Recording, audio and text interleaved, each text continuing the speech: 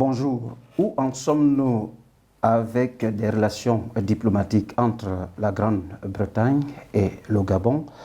Telle est l'interrogation dont les solutions seront données tout à l'heure, ou la réponse à cette interrogation sera donnée tout à l'heure par notre invité du jour dans l'émission Coopération. Coopération reçoit l'expert en relations internationales. Il s'agit ici de Rodrigo Obam Antutum. Rodrigo Obam Antutum, bonjour. Bonjour, monsieur. Alors, comment entrevoyez-vous les relations diplomatiques entre le Gabon et le Royaume-Uni? Ok, d'abord, je remercie pour l'invitation et puis dire que les relations entre le Gabon et le Royaume-Uni, nous avons vu, n'est-ce pas, depuis l'arrivée de son Excellence Ali Bongo Ondimba à la tête de notre pays, nous avons vu les démarches qu'il a entreprises et aujourd'hui, nous pouvons avec assurance dire que l'axe entre Libreville et Londres se passe très bien. Se passe très bien parce que nous avons vu récemment l'hommage rendu à la reine d'Angleterre et par le chef de l'État, donc la délégation gabonaise, dire que aujourd'hui nous pouvons dire avec assurance, avec fermeté que entre Libreville et Londres, ça se passe très bien. Effectivement, l'axe Londres et Libreville se porte bien. Alors, selon vous, en tant qu'expert, quels sont les différents domaines que le gouvernement britannique apporte, quel est son appui que le gouvernement britannique apporte au gouvernement gabonais? Ok, nous pouvons d'abord commencer par un domaine qui est cher. Revenir un peu à faire un feedback sur l'histoire de notre pays et dire que déjà le prédécesseur Ali Bongo Ondimba, qui est le feu Omar Bongo, avait déjà, n'est-ce pas, posé les bases. Et le président Ali Bongo n'a fait que suivre, n'est-ce pas, les bases de son prédécesseur. Alors nous avons le VVF, que vous connaissez très bien, qui est spécialiste dans la protection de l'environnement et avec, n'est-ce pas, le nouveau roi, donc Charles III, qui est, n'est-ce pas, un fan, n'est-ce pas, un fan en termes de protection environnementale. Et non seulement l'environnement, nous avons l'éducation. Nous savons que c'est vrai que notre pays est un pays francophone, mais c'est une vision que le chef de l'État, le prédécesseur d'Ali Bongo Ondimba, avait déjà lancée, donc en insistant sur l'enseignement de l'anglais dans notre pays, le Gabon, dès les classes de 6e. C'est vrai que c'est basique, hein? C'est basique, c'est pas de l'anglais professionnel, mais au moins c'est déjà les bases. Et puis Ali Bongo, donc le président Ali Bongo Ondimba, qui est arrivé avec une vision de faire de la langue anglaise, donc une deuxième langue qui nous permettra, n'est-ce pas, d'avoir plus accès à tout ce qui est comme communication, tout ce qui est comme échange, et tout ce qui est comme éducation, même dans le domaine du sport. Dans le domaine du sport, dans le domaine de l'économie, c'est un grand marché qui s'ouvre à nous. Parce que, si je me rappelle bien, le Gabon, c'est au moins le 56e ou 57e pays à intégrer le Commonwealth. Alors, nous y arrivons. Alors, dans cette intégration, à cette communauté anglaise, le Gabon vient de l'intégrer il y a quelques mois. Alors, quels sont, selon vous, les avantages, ou bien est-ce qu'on peut parler des inconvénients en intégrant cette grande communauté anglaise du monde? Non, parler d'avantages, nous pouvons nous focaliser sur les avantages au lieu des inconvénients, surtout les avantages. Alors, c'est un grand marché, c'est une grande opportunité pour le Gabon et pour les jeunes Gabonais d'ailleurs. Nous savons que la diaspora gabonaise, déjà la diaspora gabonaise, elle est assez bilingue. Moi, j'en suis un produit de cette diaspora gabonaise parce que j'ai fait au moins la plupart de mes études dans les systèmes anglophones.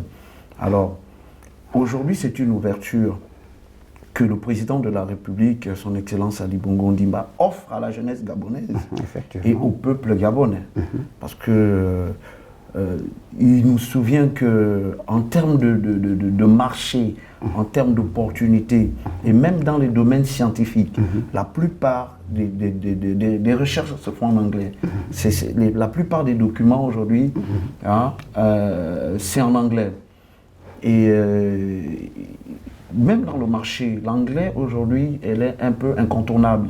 Que ce soit dans le domaine du sport, que ce soit dans le domaine du business, surtout dans le domaine du business.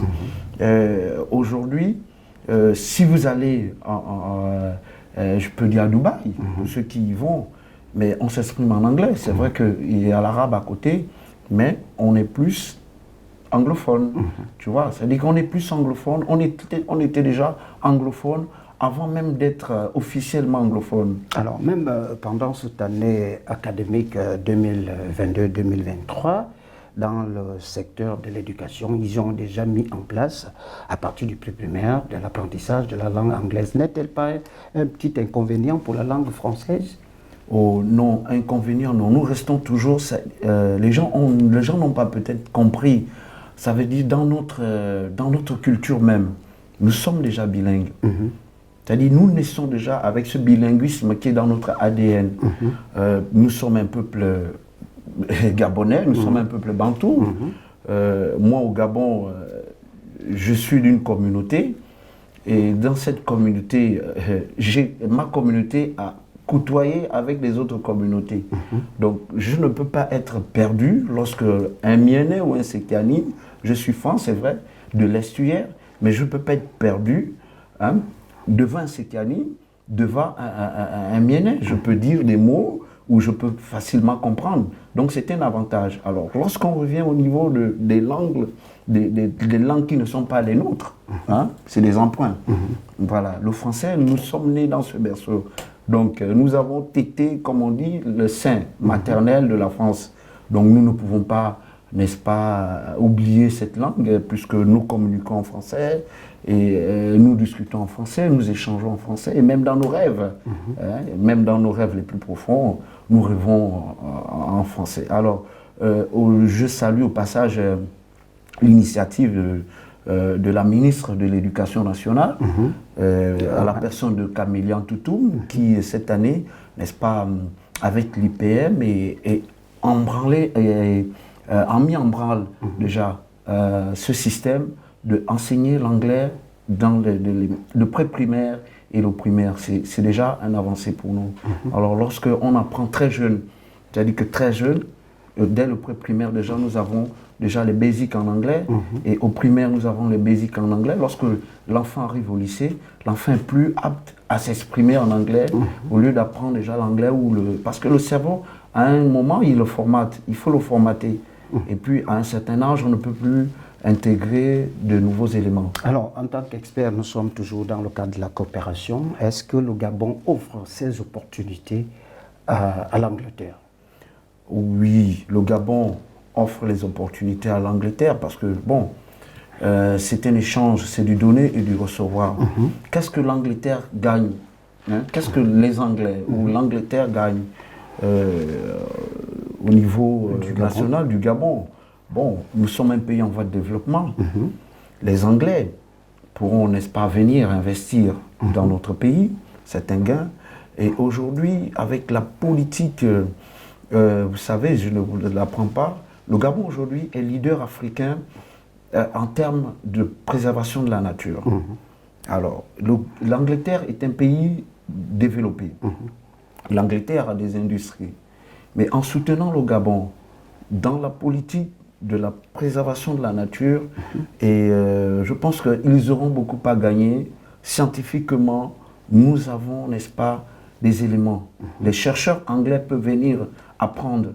Les chercheurs anglais peuvent venir découvrir, parce que nous avons de la matière première. Et cette matière première a besoin d'être exploitée. Cette matière première a besoin d'une valeur ajoutée. Est-ce que c'est ce qui a justifié le récent séjour du ministre anglais en matière d'environnement au Gabon?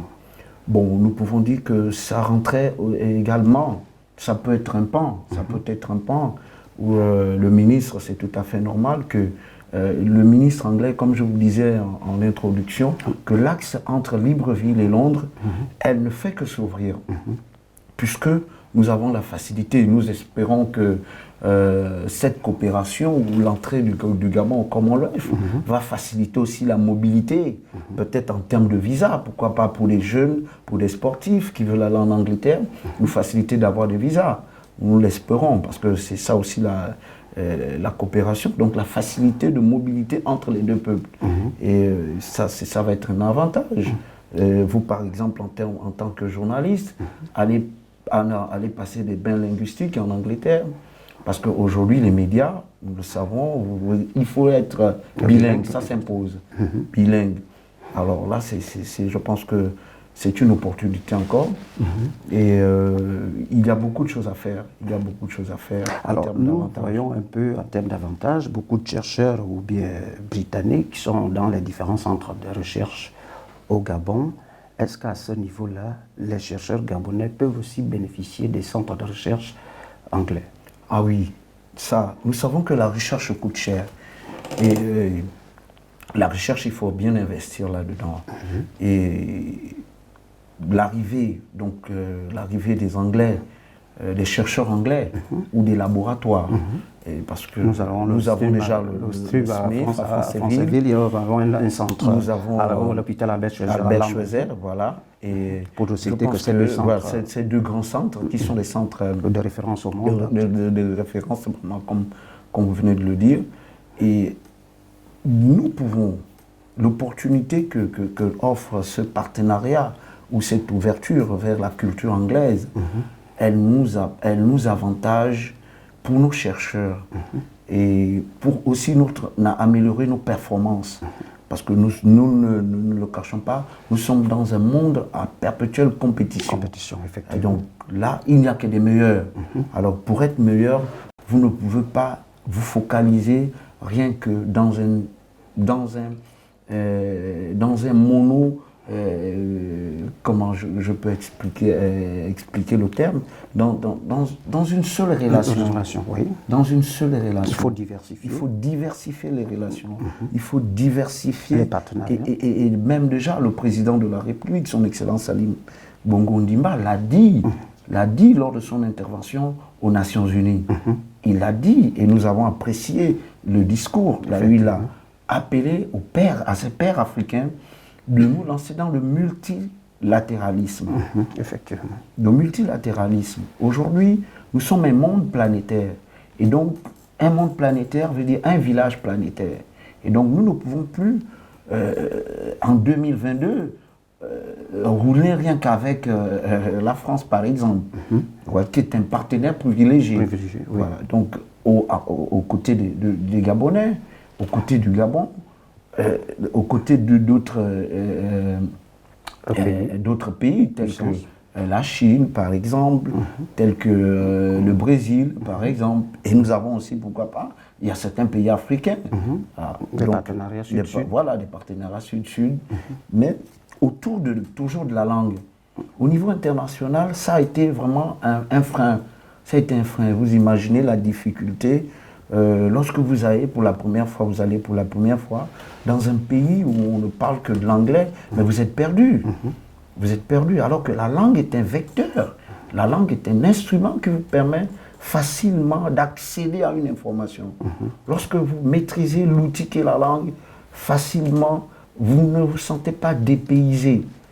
Je prends le cas, par exemple, ici au Gabon, moi qui ai fan, lorsque j'y vais dans le sud du Gabon, si je sais ou je capte, n'est-ce pas, l'essence de la langue pour nous, tout de suite, je me fais intégrer. Donc la langue est un outil puissant d'intégration. Et le monde, nous avons besoin d'intégrer le monde.